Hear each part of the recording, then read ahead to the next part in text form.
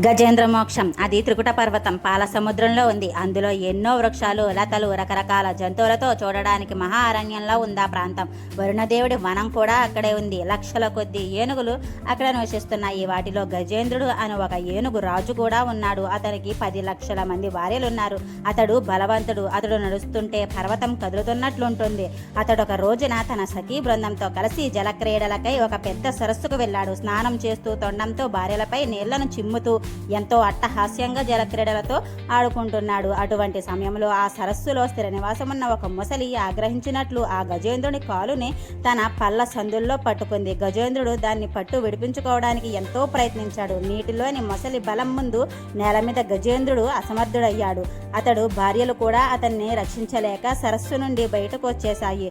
ఇప్పుడు శక్తి సన్నగిల్లి బలం చాలక నీరసించిపోయాడు. భయంతో దిక్కు జోచక గజేంద్రుడు ఒక్కసారిగా తన తొండం పైకెత్తి ప్రభో అంటూ గీంకారంగా అరిచాడు. నెక్స్ట్ వీడియోలో తర్వాత షార్ట్ తెలుసుకుందాం ఫ్రెండ్స్. లైక్ చేసి సబ్స్క్రైబ్ చేసుకోండి. Thank you.